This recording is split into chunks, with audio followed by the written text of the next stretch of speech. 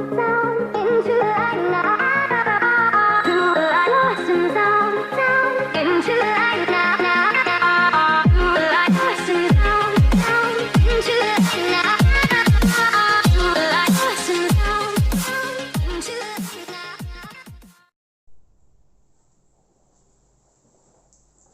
Friends, welcome to my YouTube channel. आप सभी का बहुत बहुत धन्यवाद अपना प्यार और सपोर्ट देने के लिए। तो बच्चों, आज की क्लास में हम डिस्कस करेंगे क्या, समझिएगा, पी ब्लॉक के तत्व वर्ग 15, 16, 17, 18। ठीक है, जो पी ब्लॉक के तत्व होते हैं, पी ब्लॉक एलिमेंट्स होते हैं, उसके अंदर समूह 17 मतलब समूह 16, 17 है ना, और 18 और 15 ये वाले आपके तत्व आते हैं। जो मैंने इससे पहले वाली जो पार्ट नंबर फर्स्ट मैंने दे दिया है, जिस बच्चे ने नहीं देखा जाके आप देख सकते हो, लिंक डिस्क्रिप्शन में मिल जाएगा, या फिर आप आई बटन पर प्रेस करके भी देख सकते हो। ठीक है, तो देखिए क्या है, समूह 15 के तत्व नाइट्रोजन परिवार के, ठीक है, nitrogen family, elements of group 15 nitrogen family. ठीक है, तो देखिए इसमें हम इससे पहले हम टॉपिक में आप कवर करवा चुके हैं, आप खुद से भी देख सकते हो। आज की क्लास में हम डिस्कस करेंगे क्या, नाइट्रिक अम्ल के बारे में। जो आपका नाइट्रिक अम्ल होता है, नाइट्रिक एसिड होता है HNO3। ठीक है, तो इसे हम कैसे बनाते हैं, HNO3 आपका क्या होता है, नाइट्रिक अम्ल किस तरीके से बनाते हैं, उसका यूज कहाँ किया जाता है, उसकी जो केमिकल प्रॉपर्टीज होती हैं, रासायनिक गुण होते हैं, ठीक है, आपकी फिजिकल प्रॉपर्टीज होती हैं, भौतिक गुण होते हैं, तो वो क्या क्या होते हैं उनके बारे में हम डिस्कस करते हैं। तो देखिए बच्चों, बिना देरी के साथ नेक्स्ट स्लाइड में। ओके,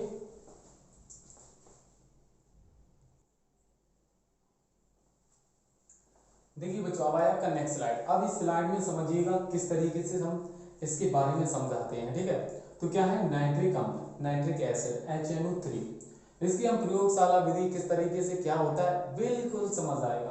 क्या है नाइट्रिक अम्ल का निर्माण, जो आपका नाइट्रिक अम्ल है ना, नाइट्रिक एसिड है, उसका निर्माण सर्वप्रथम किसने, सर्वप्रथम ग्लोबर एक साइंटिस्ट थे। ठीक है, उन्होंने 1658 में सोरे आप समझते हो, सोरे, ये फॉर्मूला लिखा सोरे, KNO3, इसे हम क्या बोल सकते हैं, पोटेशियम नाइट्राइड भी बोल सकते हैं। ठीक है, पोटेशियम नाइट्राइड तथा सल्फ्यूरिक अम्ल, सल्फ्यूरिक अम्ल क्या होता है H2SO4 के मिश्रण को, मतलब सन 1600 कितने की बात है, 1658 की बात है, क्या लिया, सोरे लिया, सोरे मतलब पोटेशियम नाइट्रेट लिया, तथा H2SO4 लिया, मतलब समुद्र सल्फ्यूरिक अम्ल लिया। इन दोनों को लेके उन्होंने एक साथ मिक्सर किया, मिक्सर करने के बाद उसे गर्म किया, गर्म करने के कारण, गर्म करके किया था। ठीक है, गर्म किया, गर्म करने के बाद आपका नाइट्रिक एसिड निकल के आया था। ठीक है, इस कारण इसे सोरे का अम्ल भी कहा जाता है, क्योंकि यहाँ पर सोरा यूज किया गया, और ये आपका एसिड, तो ये सोरा और एसिड, सोरे और एसिड दोनों मिक्सर किए, तो इसलिए इसे सोरे का अम्ल भी कहने लगे, किसे, नाइट्रिक अम्ल को। ठीक है, अब आती है, अब ये जो नाइट्रिक अम्ल है ना, वो बनता कैसे है, बनाने की विधि। ठीक है, प्रिपरेशन ऑफ मेथड। तो सबसे पहली आती है आपकी प्रयोगशाला विधि, लेबोरेटरी मेथड। तो लेबोरेटरी मेथड में मैं आपको बताऊं, जो साइंटिस्ट लोग होते हैं ना, जो जो अपने खुद से यूज करते हैं, जो लैब में जो सिस्टम, जो सबस्टेंस, जो पदार्थ होता है, जैसे यहाँ पर पोटेशियम नाइट्राइड लिया, यहाँ पर आपका H2SO4 लिया, तो इन दोनों को इन्होंने क्या किया, मिक्सअप किया। ये आपका क्या है, पोटेशियम नाइट्रेट, क्या है, पोटेशियम, ठीक है, पोटेशियम यहाँ लिख दें नाइट्रेट।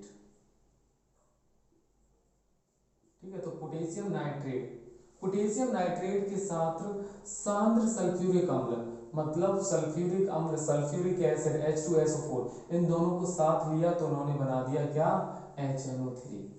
HNO3 ये आपका नाइट्रिक अम्ल होता है। अब बचेगा क्या, बचेगा, देखो अब इसे संतुलित कैसे करें, क्योंकि आपका K होता है ना, K के पास +1 आयन होता है, कितना होता है, +1, याद रखना, K के पास कितना होता है, +1। ठीक है, और NO3 के पास होता है -1, क्लियर। और H2 के पास यहाँ एक H है, H कितने, यहाँ 2 है, और एक H पर कितना आयन होता है, 1, तो 2 पर कितने हो जाएंगे, 2 आयन, तो H पर यहाँ पर कितने हो गए, +2 आयन हो गए, और SO4 पर क्या हो जाएंगे, -2 आयन हो जाएंगे। जब दो पॉजिटिव होंगे दो ही नेगेटिव होंगे तभी दोनों जुड़ेंगे। इसी तरीके से एक आपका पॉजिटिव होगा एक नेगेटिव होगा तभी ये दोनों जुड़ेंगे। ठीक है, इस तरीके से मैंने जोड़ दिए। अब हमें बनाना क्या है HNO3। तो क्या किया मैंने, देखो इसको ना किसे, इसका जो एक H है इसका एक H मतलब H पे प्लस आयन, ये मैंने इसके साथ ऐड कर दिया। क्यों ऐड कर दिया, क्योंकि इस पर प्लस आयन है और इस पर माइनस आयन है। तो आपका क्या हो जाएगा, H पर प्लस आयन और NO3 पर माइनस आयन, प्लस है माइनस है जुड़ जाएगा तो HNO3 हो गया। इस तरीके से क्लियर, ये हो गया HNO3। आ रहा है, दिख रहा है सभी बच्चों को। और एक और, अब आपके पास बचेगा क्या, एक H यहाँ से एक H ले लिया, एक H इसके पास बचा, मतलब एक H बचा और SO4 बचा, और उस पर माइनस कितने आए हैं 2, और यहाँ पर कितना रह गया +1। अब इसे भाई 2 कंप्लीट करने के लिए एक इस पर प्लस आयन और होना चाहिए, वो आपका किसके साथ आ जाएगा, इस K से आ जाएगा, मतलब ये K और यहाँ पर जुड़ जाएगा। तो KH K पर +1, इस पर मतलब K पर +1 और इस पर +1 H पर, और SO4 यहाँ पर क्या हो जाएगा -2 हो जाएगा। ठीक है, तो आपका क्या हो जाएगा K और H पर दोनों पर +2 और KHOSO4 ये बन जाएगा।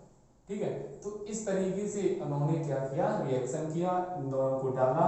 ये रिएक्शन आप समझ चुके किस तरीके से आता है।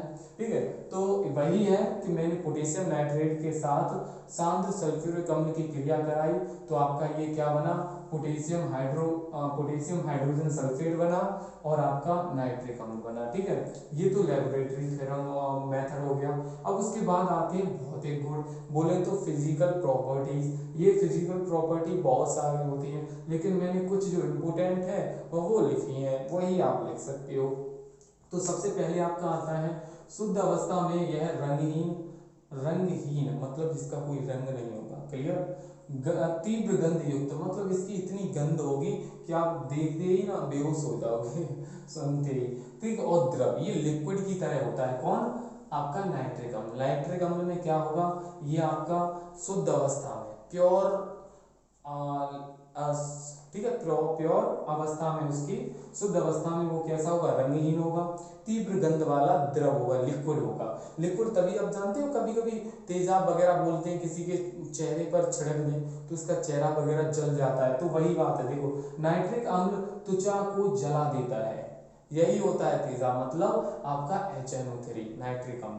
ठीक है, तो नाइट्रिक अम्ल जो होता है वो त्वचा को जला देता है तथा त्वचा पर फफोले उत्पन्न करता है, फफोले उत्पन्न हो जाती है, जल जाती है त्वचा। इसी तरीके से थर्ड पॉइंट समझिए, प्रयोगशाला में प्रयुक्त HNO3। ठीक है, ये यहाँ पर प्रयोगशाला मतलब लेबोरेटरी मेथड में, लेबोरेटरी में क्या होगा, जो HNO3 होता है वो 60% 70% शुद्ध होता है। प्योर कितना होता है, 70% होता है इसमें।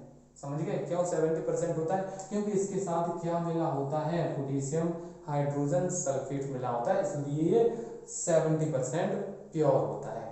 वैसे आपका 100% हो जाए, फिर और रिएक्शन करते हैं और गर्म किया जाता है सही से। ठीक है, इन दोनों को गर्म करते हैं, तब उसके बाद अच्छे से आपका HNO3 100% मिल जाता है। ठीक है, तो इसलिए लेबोरेटरी में लैब जो होती है उसमें HNO3 जो होता है वो 60% 70% प्योर होता है। अब आपके भौतिक गुण हो गए, इसके बाद आएंगे आपके रासायनिक गुण। ठीक है, बोले तो केमिकल प्रॉपर्टीज, फिर उसके बाद इसके उपयोग कहाँ कहाँ इसका यूज किया जाता है। तो चलो देखते हैं बच्चों बिना देरी के साथ नेक्स्ट स्लाइड में। देखिए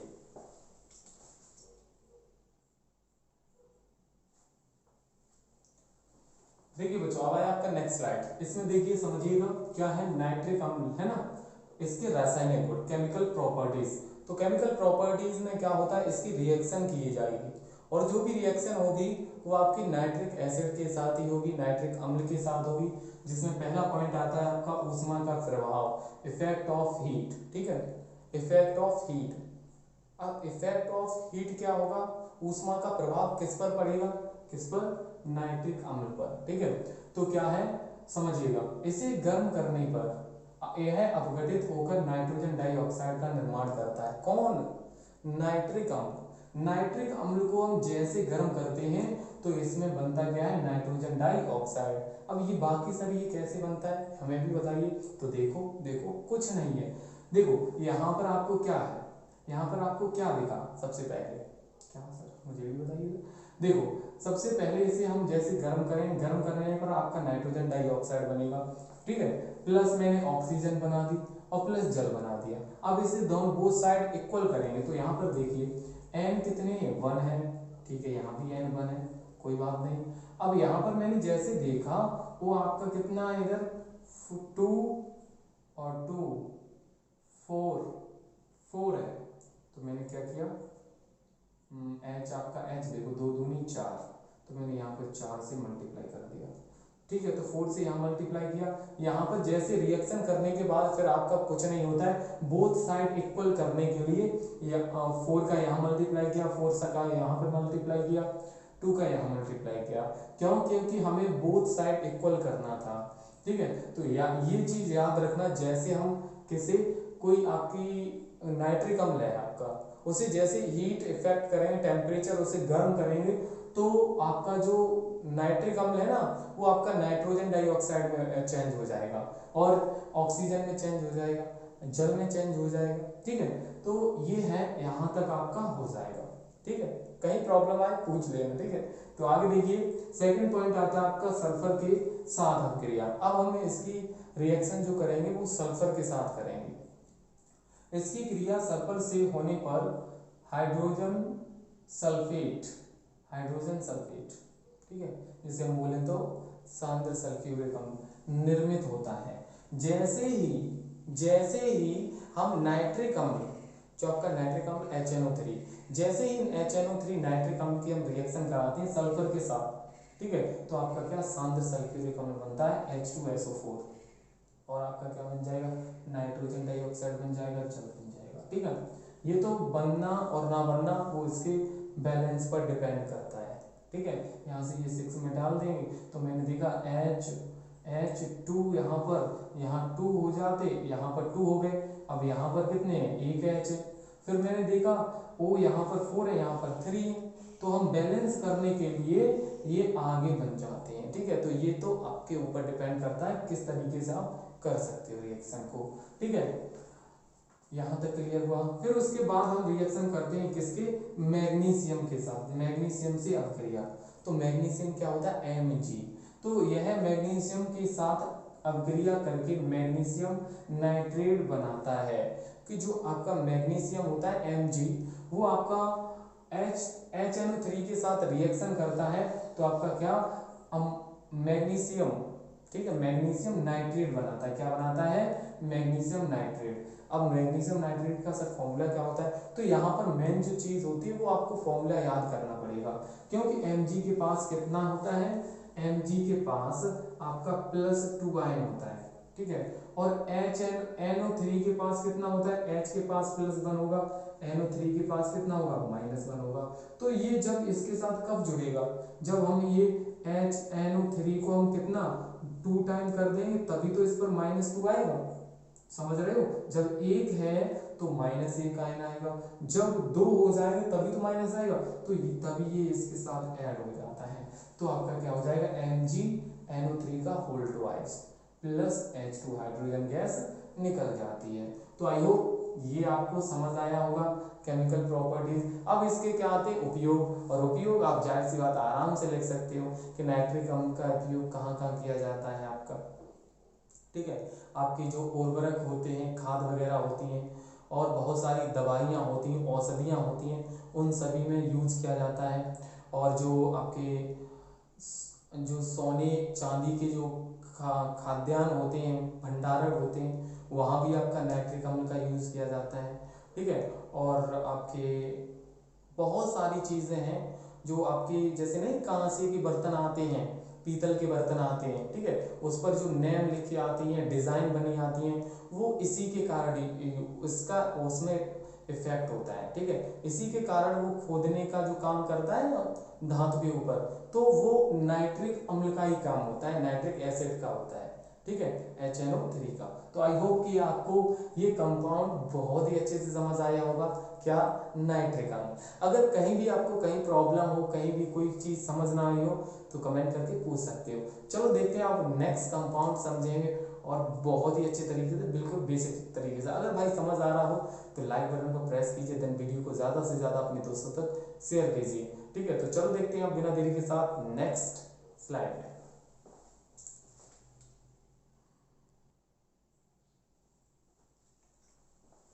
देखिए बच्चों, अब आया आपका नेक्स्ट स्लाइड। इसमें समझिएगा क्या है, नाइट्रोजन की ऑक्साइड, नया चीज है ना कोई बात नहीं, अच्छा है। नाइट्रोजन के oxide, oxides of nitrogen. Nitrogen के ऑक्साइड क्या होते हैं, ये नाइट्रोजन के ऑक्साइड किस तरीके से बनते हैं उनको हम समझेंगे। क्या है, नाइट्रोजन ऑक्सीजन के साथ नाइट्रोजन N2 ऑक्सीजन O2, जैसे ये दोनों रिएक्ट करते हैं, रिएक्शन करते हैं, तो क्या होता है, ऑक्साइड निर्मित करती है, ठीक है। नाइट्रोजन ऑक्सीजन के साथ क्रिया करती है तो आपका क्या, ऑक्साइड निर्मित करती है, ऑक्साइड बनाती है। ये जो नाइट्रोजन के जो ऑक्साइड होते हैं वो निम्नतम 5 प्रकार के होते हैं। There are 5 types of nitrogen oxide, ठीक है। तो नाइट्रोजन ऑक्साइड के 5 प्रकार हैं। पहला टाइप है आपका क्या, नाइट्रोजन ऑक्साइड, नाइट्रस ऑक्साइड, क्या, नाइट्रस ऑक्साइड। तो नाइट्रस ऑक्साइड का फॉर्मूला क्या होता है, N2O। यहां से और कुछ नहीं पूछ लिया जाता है, बस अगर क्वेश्चन में आएगा, एग्जाम में अगर आएगा तो इसके फॉर्मूले वगैरह आएंगे, और वो भी आएंगे कैसे, रिएक्शन के रूप में। मतलब इस क्या होता है जब इसकी क्रिया हम इसके साथ कराते तो क्या बनता है। तो ये फॉर्मूले जब तक आपको याद नहीं होंगे तब तक आप कुछ नहीं कर पाओगे। या फिर एग्जाम में ये पूछ लिया जाए कि नाइट्रोजन के ऑक्साइड क्या होते हैं, ये कितने प्रकार के होते हैं, इस तरीके से भी पूछ सकता है, ठीक है।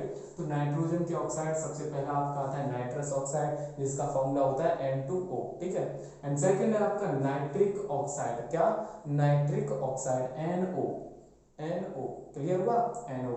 एंड थर्ड आता है आपका nitrogen try oxide, nitrogen try oxide, जिसमें आता है N2O3, ठीक है, N2O3। एंड नेक्स्ट आता है आपका nitrogen dioxide, nitrogen dioxide NO2 और N2O5, ठीक है। तो ये तो आपका क्या हो जाएगा, नाइट्रोजन डाइऑक्साइड हो जाएगा, क्लियर। तो यहां तक आप लोगों को अच्छे से समझ आया। अगर कहीं भी आपको प्रॉब्लम आए तो कमेंट करके पूछ लीजिएगा, ठीक है। नेक्स्ट आता है आपका नाइट्रोजन पेंटा ऑक्साइड। नाइट्रोजन पेंटा ऑक्साइड क्या होता है, नाइट्रोजन पेंटा ऑक्साइड N2O5, नाइट्रोजन पेंटा ऑक्साइड N2O5, पेंटा की बात हो रही तो 5O, ठीक है। डाई की बात हो रही, वो कितने, 2 है। अब यहाँ पर सर कितना हो गया, जब एक यहाँ से मैंने 2 कॉमन ले लें तो यहाँ पर 1 हो जाएगा और यहाँ पर 2 हो जाएगा। तो बस वही बात है, चाहे आप ये वाला लिख दो चाहे ये लिख दो, दोनों ही आपके सही है, ठीक है। तो आई होप कि आपको यहाँ तक समझ आया। इसी तरीके से नेक्स्ट टॉपिक नेक्स्ट स्लाइड में देखते हैं और बहुत सुपर अच्छे तरीके से, ठीक है। तो देखिएगा,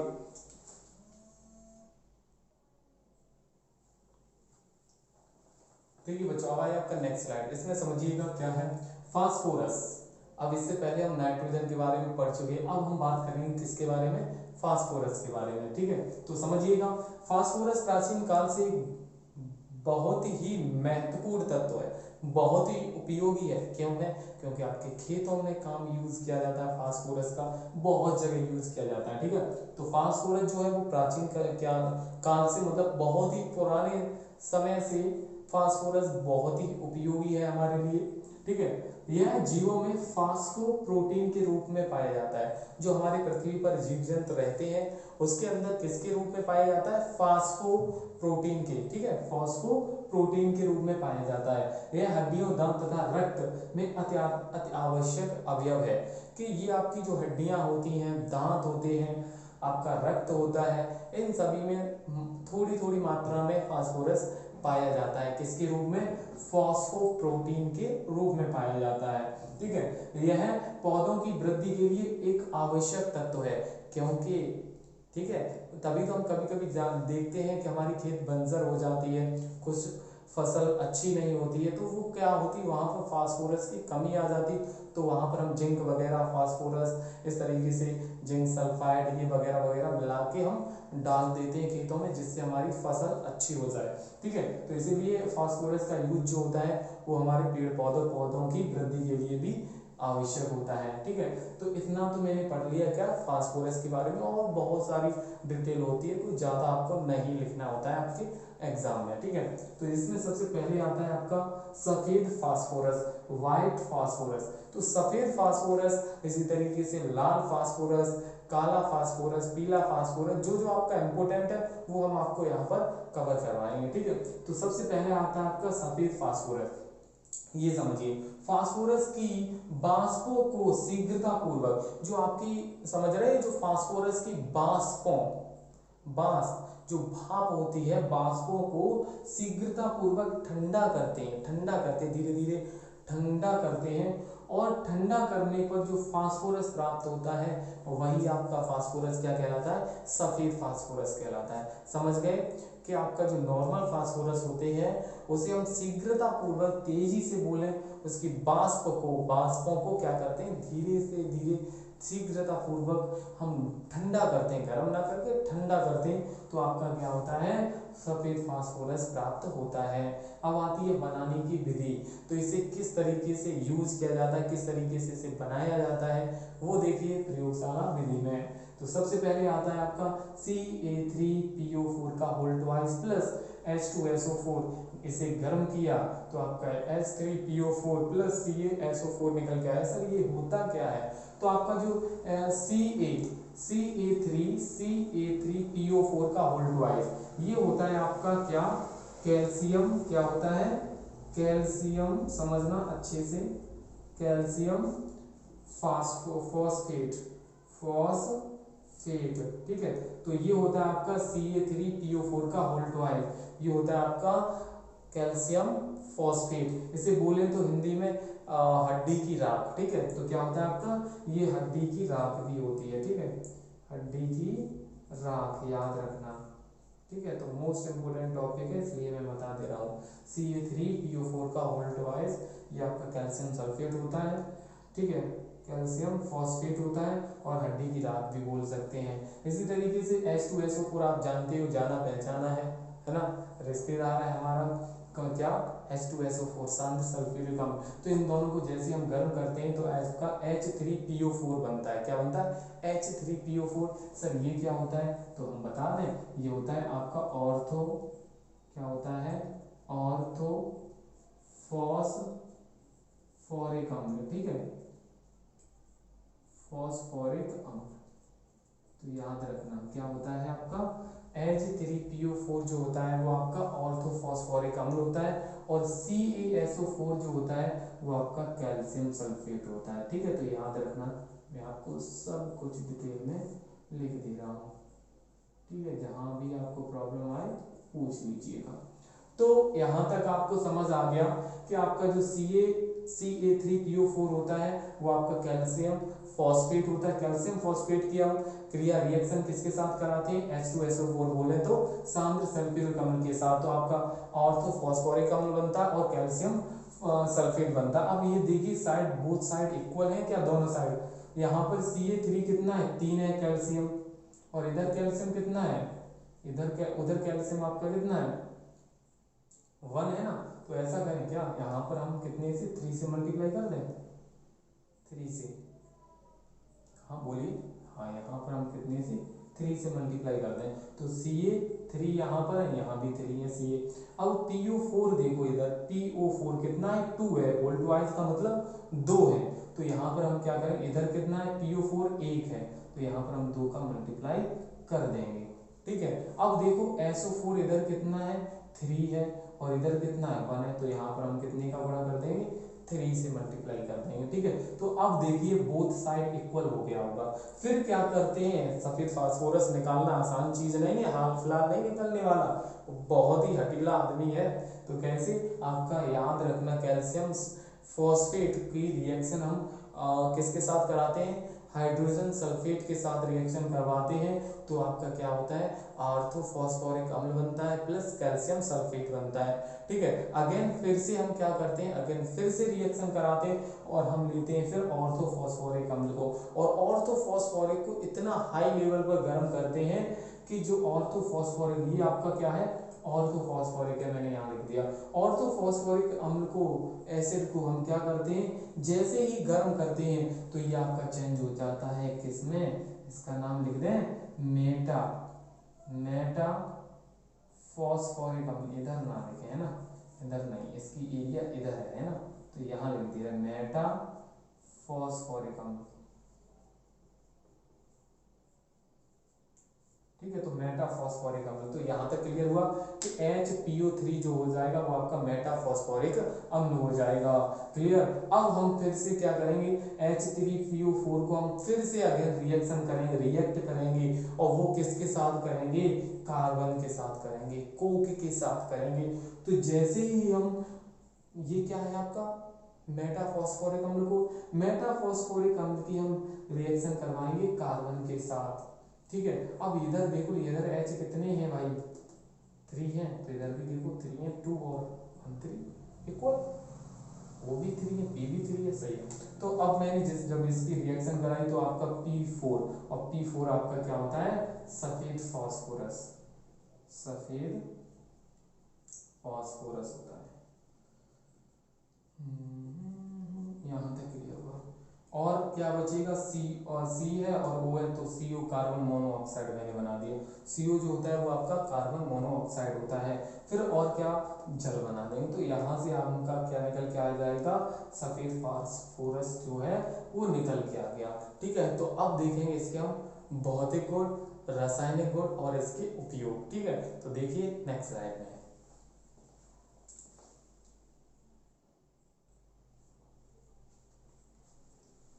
देखिए बच्चों, अब आया आपका नेक्स्ट स्लाइड। इसमें समझिएगा क्या, भौतिक गुण मतलब बोले तो फिजिकल प्रॉपर्टीज ऑफ फास्फोरस, है ना, व्हाइट फास्फोरस, सफेद फास्फोरस।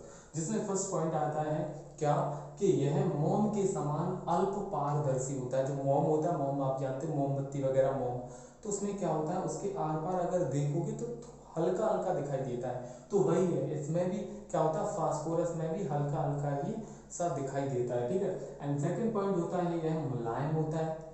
फास्फोरस जो होता है मोम की तरह होता है, मुलायम होता है, मोम को भी अगर चाकू से काटा जाए तो वो भी कट जाता है। ठीक है, तो इसमें भी लिखा गया कि यह भी मुलायम होता है और चाकू से भी काटा जा सकता है। इसमें लहसुन के समान गंध आती है, किसमें, फास्फोरस में, जो सफेद फास्फोरस होता है उसमें लहसुन के समान क्या आती है, गंध आती है। ठीक है, एंड लास्ट पॉइंट है, थर्ड क्या है, फास्फोरस की वाष्प विषैली होती है, और उसकी जो वाष्प होती है फास्फोरस की वो कैसी होती है, विषैली होती है, वो जानलेवा हमला कर सकती है। ठीक है, तो इससे दूर रहने का। तो नेक्स्ट आता है आपका रासायनिक गुण, बोले तो केमिकल प्रॉपर्टीज।